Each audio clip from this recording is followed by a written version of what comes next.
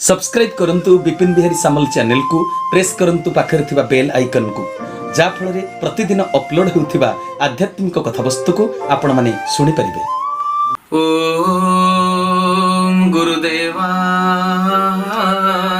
नमः। ओम गुरुदेवाय नमः। ओम गुरुदेवाय नमः। सर्वप्रथमे जगतर नाथ जगन्नाथ से नीलशैल चूड़ामणि रत्नवेदी मंडनकारी चकाडोला दारुब्रह्म जगन्नाथंकर अभय चरणारविंद जुगले कोटि कोटि अनंत कोटि बार भूमिपात साष्टांग दंडवत। तत्परे एक कथावस्तु को श्रद्धापूर्वक श्रवण करुवा समस्त सदात्मा दिव्यात्मा चिदात्मा जगन्नाथ प्रेमी भक्त मानू हृदयर गभीरतम प्रदेश सश्रद्ध गुरुस्वामी प्रणाम प्रीतिभरा नमस्कार। सजन वृंद जगतर नाथ जगन्नाथ नीलाद्रि सुंदर कोटि कैवल्यनाथ नीलशैल चूड़ामणि रत्नवेदी मंडित चकाडोला दारुब्रह्म को आज जगतवासी अपेक्षमाण तांकर सो घोष यात्रा देखिबा पाई पहंडी रे आसी प्रभु रथरे विजय करिवे। जगतर नाथ जगन्नाथ को ए पापचक्षुरे देखि लोके धन्य हेबे। आज गोटे सेइते पाई समस्तଙ୍କ भितर उत्कंठा व्याकुलता सब किछि भरी रहिछि। प्रभुंकर जो नवजौवन दर्शन आ नेत्रोत्सव ए संपर्क रे आमे आज किछि आलोचना करिबा। माने दार्शनिक दृष्टिभंगी रे नेत्रोत्सव पालन आउ नवजौवन दर्शन। स्नान पूर्णिमा ठारू ए पर्यंत भक्त मानकर आकुल प्राण प्रभु को दर्शन न करी व्यथित आउ संतापित हेउथिला। महाप्रभु सर्वत्र विद्यमान, से कोठी नाहंती एभली जगह नाही। अणु परमाणु रे विराजित विश्व चिंतामणि विश्वनायक परम ब्रह्म नारायण जगन्नाथ तथापि से प्रतीक रूपे भगत हाथ रे दारुब्रह्म होई धरा देइछन्ते। जहांकर जन्म नाही कि मृत्यु नाही, जे बालुत नुहंती जुबा नुहंती कि वृद्ध भी नुहंती, नित्य किशोर नित्य सुंदर से भावग्राही ठाकुर। सजन वृंद तेबे तांकर नवजौवन दर्शनर माने कोन? जौवन अर्थात जुवावस्था, नवजौवन माने नवीन तरुण अवस्था। तेबे जगन्नाथ महाप्रभुंकर प्रकृत रे कोन बयसर विचार करा जाय कि? तेबे नवजौवन दर्शनर मानेटी कोन? भगवान तांको लीला माध्यम रे ए जन समाज को किछि शिक्षा देइथांती, मानववादर शिक्षा। तेबे ए जो उत्सव पालनर अंतराल रे कोन लुचि रहिछि दार्शनिक दृष्टिभंगी, कोन लुचि रहिछि मानववादर शिक्षा, कोन लुचि रहिछि या भितरे जीवन दर्शन। प्रत्येकटी लीला, प्रत्येकटी पर्व, प्रत्येकटी उत्सव मानव समाज को सत भावना रे पूर्ण करिबा पाई, सत आचरण शिक्षा देबा पाई प्रभु जगन्नाथंकर पालित हुए। 12 मासरे 13 यात्रा, 13 पर्व, बहुत प्रकार कथा। ये नीति नियम पुणी ये ओडिशा उत्कल माटी रे। तेबे सजन वृंद मानव शिशुटीए जन्म हुए, धीरे धीरे छोटरू बड़ हुए, देहर आकार बढ़ी जाए, देहर रंग बदली जाए, बुद्धिर विकास हुए, मानसिकतार परिवर्तन हुए, यौवन प्राप्त हुए, रोजगार क्षम हुए, विवाह करे। एटा मानव जन्मर माने छोट ठारू बड़ पर्यंत एई भली भाबरे ता जीवनटा गतिशील हुए। युवकटीए हेउ बा युवतीटीए हेउ यौवन समय रे से माने खूब सुंदर देखा जांती। सेति पई हमर गोटे लोक कथा अछि, यौवने मर्कटी रंभा। अर्थात यौवन समय रे मर्कटी मध्य रंभा सदृश सुंदरी देखा जाए। अर्थात रूपर गठन और रंग जेमिति हेइ थाउ यौवन समय रे समस्ते सजई हुंती आ सुंदर देखा जांती। बयस अतिक्रांत हेले अनिंद्य सुंदरी मध्य सुंदर देखा जाए। हेले भगवान तांको क्षेत्र रे तो बयसर विचार नाही, से सर्वविदित सर्वकालीन गोटिए स्थिति रे सदा विराजमान। से तांकर पुणी नवजौवन बेश कौन, ए पर्वर महात्म्य कौन? जीवनर सत्यता प्रतिपादन पाई प्रभु जोर रे पीड़ित हुंती। अणसर घरे भक्तंको ठारू से सेवा नियंती। एटा जीवन, देह अछि माने रोग निश्चित रूप रे अछि। तेणु से भक्त ठारू सेवा नेबा पाई एभली गोटे लीलार व्यवस्था करिसंती प्रभु निजे। सुनाकूर शीतल जल रे स्नान कला परे विचित्र वर्णा जगन्नाथंकर दारुमूर्तिर रंग छाड़ी जाई थाए। ଦେହ ଖରାପ ହୁଏ। ତାଙ୍କ ଦେହର ଯୋଉ ରଙ୍ଗ, ଯୋଉ ଚିତ୍ର ପ୍ରତିମାକୁ ରଙ୍ଗ ବୋଲି ତିଆରି କରାଯାଇଥାଏ, ସେ ରଙ୍ଗଟି ଛାଡ଼ିଯାଏ। ମନୁଷ୍ୟ ଜୀବନର ବାସ୍ତବତାର ଇଏ ହେଉଛି ଗୋଟିଏ ଚିତ୍ର। ସମୟକ୍ରମେ ଦିନେ ନା ଦିନେ ରୂପ ରଙ୍ଗର ପରିବର୍ତ୍ତନ ହେବ ହିଁ ହେବ। ନୂଆ ଘର ଖଣ୍ଡି ଦିନେ ପୁରୁଣା ହେବ, ମାରିବ ଶୂନ୍ୟ ଲହଡ଼ି ଥୟ ନହିବ। ତାର ପରବର୍ତ୍ତୀ କଥାଟି ହଉଛି ଶରୀର ଅଛି ମାନେ ରୋଗ ଅଛି। এইটা হচ্ছে তার দর্শন। রোগ পাই ঔষধ মধ্য ଅଛି, ରୋଗୀ ପାଇଁ ସେବାକାରୀ ମଧ୍ୟ ଅଛନ୍ତି, ସେବକ। ଆତ୍ମା ନିରାକାର ହେଲେ ଦେହ ସାକାର। ପ୍ରଭୁ ଜଗନ୍ନାଥ ଦାରୁ ଦେହ ଧାରଣ କରିଛନ୍ତି। ନିରାକାର ଆତ୍ମା, ଅଖଣ୍ଡ ଆଉ ନିରଞ୍ଜନ। ଆତ୍ମା ଅଖଣ୍ଡ ନିରଞ୍ଜନ, ଦେହ ସହଜେ ଅଚେତନ। ତେଣୁ ଆତ୍ମା ହଉଛି ଅଖଣ୍ଡ ନିରଞ୍ଜନ, ନିର୍ଦ୍ୱନ୍ଦ୍ୱ, ନିର୍ବିକାର। ହେଲେ ଦେହଧାରୀ ଜୀବାତ୍ମା ଖଣ୍ଡିତ ହୁଏ। ଆତ୍ମା ଅଖଣ୍ଡ କିନ୍ତୁ ଦେହ ଖଣ୍ଡିତ ହୁଏ। ଦ୍ୱନ୍ଦ୍ୱପୂର୍ଣ୍ଣ ହୁଏ ମଧ୍ୟ ଏଇ ମଣିଷର ମନୋବୃତ୍ତି, ବିକାରଗ୍ରସ୍ତ ମଧ୍ୟ ହୋଇଥାଏ। ଜଗନ୍ନାଥ ମହାପ୍ରଭୁ ତାଙ୍କ ଲୀଳା ମାଧ୍ୟମରେ ଜଣେଇ ଦେଉଛନ୍ତି, ହେ ଶ୍ରେଷ୍ଠ ଜୀବ ମଣିଷ, ଜନ୍ମ ଠାରୁ ମୃତ୍ୟୁ ପର୍ଯ୍ୟନ୍ତ ହେଉଛି ତୋର ରଥଯାତ୍ରା। ଶାସ୍ତ୍ର କହିଲେ ଆତ୍ମା ତୁ ରଥିନାଂ ବିଧି ଶରୀର ରଥ ମେ ଭଜ। ଶରୀର ରଥର ଯାତ୍ରା ମଶାଣିରେ ଯାଇ ଶେଷ ହୁଏ। ଜୀବନ ଯାତ୍ରାରେ ଥକି ପଡ଼ିବା ମଣିଷ ପଡ଼ିଆ ନୁହେଁ। ବୀର ବିକ୍ରମର ସହ ସମସ୍ୟାକୁ ଅତିକ୍ରମ କରିବାକୁ ହେବ।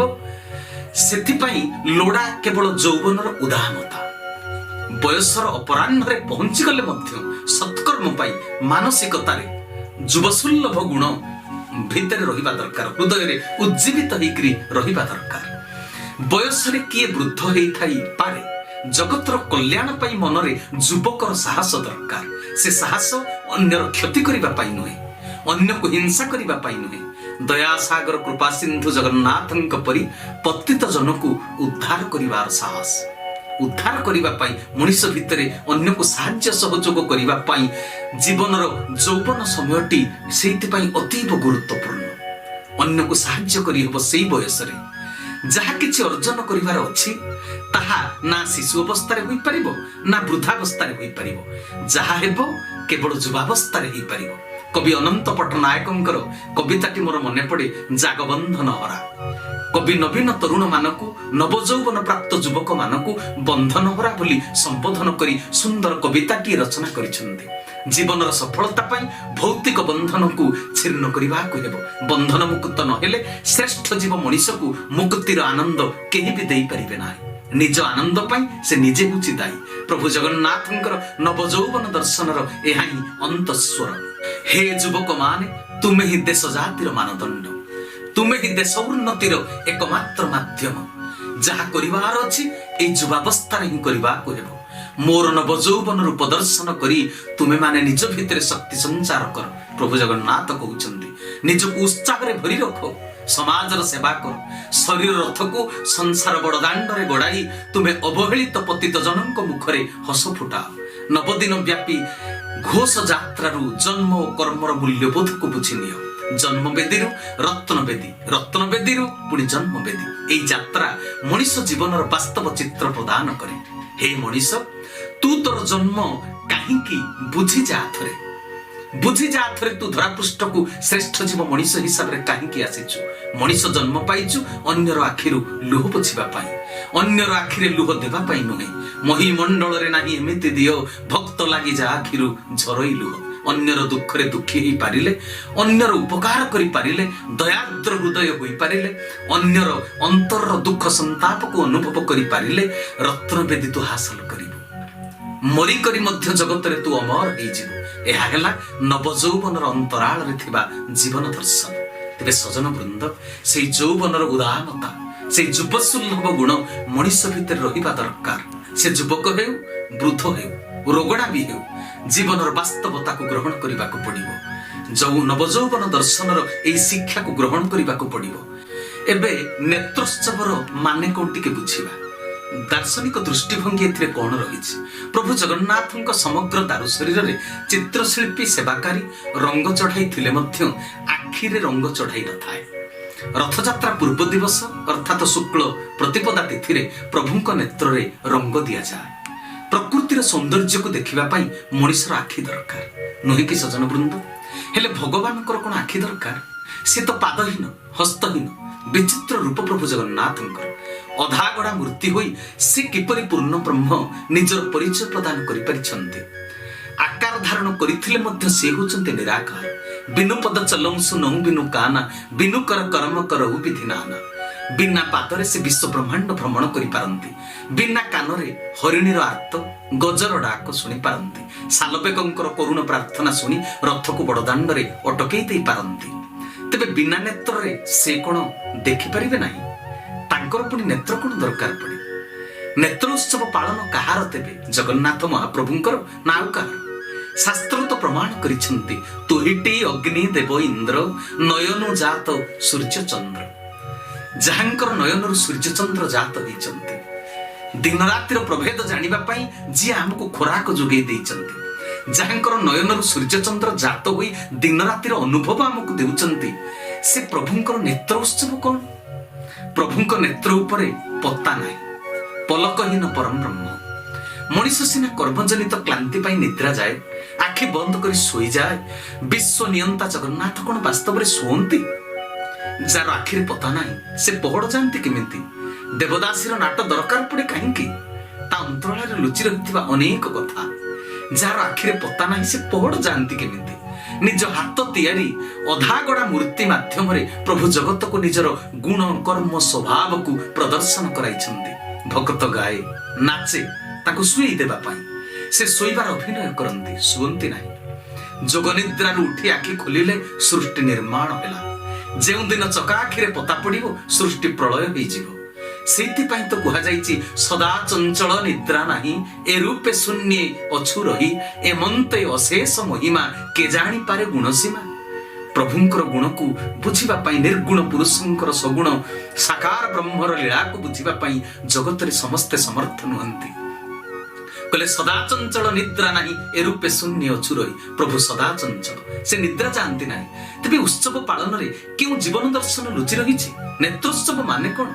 ଜଣେ ନେତ୍ରହୀନ ମଣିଷ ଯଦି ଚିକିତ୍ସା ଦ୍ୱାରା ତାର ଦୃଷ୍ଟି ଶକ୍ତି ଫେରି ପାଇଲା, ତା ଆଖିରେ ପୁଣି ଥରେ ସେ ଦେଖିପାରିଲା, ତାହା ପାଇଁ ଆନନ୍ଦର ଉତ୍ସବ ପାଳନ ହୁଏ। ତେବେ ମଣିଷ ପାଇଁ ନେତ୍ରୋତ୍ସବ ପାଳନ କରିବାଟା ହୁଏତ ଯଥାର୍ଥ ହେଇପାରେ। ଆନନ୍ଦରେ ଉତ୍ସବ ପାଳନ ହେବା କଥା। ଅନ୍ଧକୁ ଦୃଷ୍ଟି ଶକ୍ତି ମିଳିଗଲା, ହେଲେ ଆଦ୍ୟନ୍ତ ଶୂନ୍ୟ ସଚରାଚର ସୃଷ୍ଟି ଯାହାଙ୍କର ଦୃଷ୍ଟି ଅଗ୍ରରେ, ତାଙ୍କର ନେତ୍ର ଉତ୍ସବ। ଆଶ୍ଚର୍ଯ୍ୟ ହେବାର କିଛି ନାହିଁ। ଏ ଉତ୍ସବ ମାଧ୍ୟମରେ ଜଗତକୁ ପ୍ରଭୁ ଶିକ୍ଷା ଦେଇଛନ୍ତି, ହେ ମଣିଷ, ମାତୃଗର୍ଭରୁ ଜନ୍ମ ବେଳେ ଯେଉଁ ଆଖି ନେଇ ତୁ ଆସିଛୁ, ସେ ଆଖିରେ ତୁ ଜଗତର ମାୟା ପ୍ରକୃତିକୁ ଦେଖିପାରିଲୁ। ପ୍ରକୃତରେ ଏ ପ୍ରକୃତିର ଅନ୍ତରାଳରେ ଥିବା ପରମ ସତ୍ୟକୁ ତୁ ଦେଖିପାରିନାହୁଁ ଆଜି ପର୍ଯ୍ୟନ୍ତ। ମୋ ଦାରୁମୂର୍ତ୍ତିର ଅପଲକ ଚକା ଆଖିରେ ଥରେ ଆଖି ମିଶେଇ ଦେ ନା। ଦେଖ, ମୋ ସହିତ ଏକାକାର ହୋଇଯା, ତୋତେ ସତ୍ୟ ଦେଖାଯିବ। କାରଣ ମୁଁ ହିଁ ସତ୍ୟ ନାରାୟଣ। ତୁ ସମଦୃଷ୍ଟି ସମ୍ପନ୍ନ ହୋଇଯିବୁ।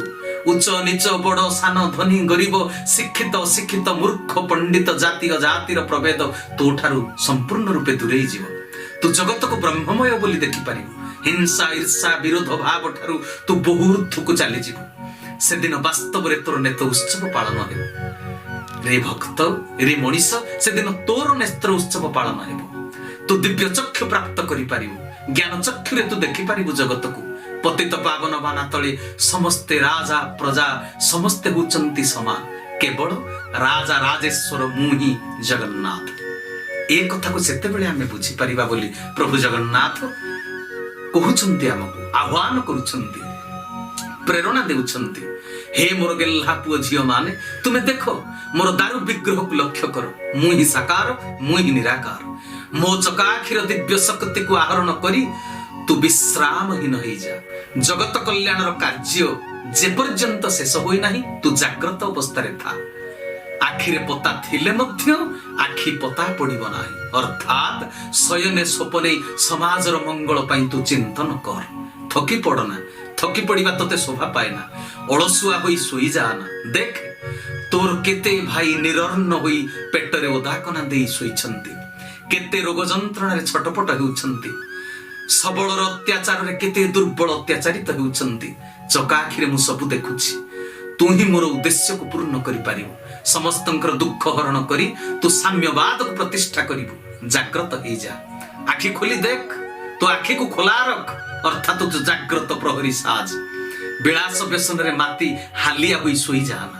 तेबे जाई नेत्रोत्सव सार्थक हेबो नवजौवन दर्शन सार्थक हेबो। तेबे सजन वृंद प्रभुंकर आह्वान को अंतर्दृष्टि पकई बुझी पारिबा दरकार। तत्व दर्शन तेबे जाई हबो, आत्मज्ञान से दिन उदय हबो जो दिन ए नवजौवन दर्शन आउ नेत्रोत्सवर प्रकृत मार्मिक अर्थ को आमे बुझी पारिबा। प्रभुंकर नेत्र उत्सव नुहे, से तांको नेत्र रे आम नेत्र को मिलई देबा पाई, तांकर आदर्श को रक्षा करी जगत को सुखी करिबा पाई, शांतिर वातावरण सृष्टि करिबा पाई से हमको आह्वान दउचंती। आ जौवनर उदामता जुव सुलभ गुण आम भितर साहस वीर विक्रम पराक्रम रहिबा पाई से आह्वान करुछंती। तेबे ए नेत्रोत्सव और नवजौवन दर्शन दार्शनिक दृष्टिभंगी आपण मानक जदि भल लागि थाए निश्चित रूप से मोर चैनल को सब्सक्राइब करिवे, लाइक करिवे, कमेंट करिवे, अन्य मानक मध्य शेयर करिवे। समय अनुसार आज कथा वस्तु को एठी विश्राम देउची। हरि ओम तत्सत, हरि ओम तत्सत, हरि ओम तत्सत। श्री केशवार्पणमस्तु, श्री केशवार्पणमस्तु, श्री केशवार्पणमस्तु। श्री केशव शरणम, श्री गुरुस्वामी शरणम, श्री चरमनाथ शरणम। जय जगन्नाथ। समस्त को विदायकालीन सप्रेम गुरुस्वामी प्रणाम।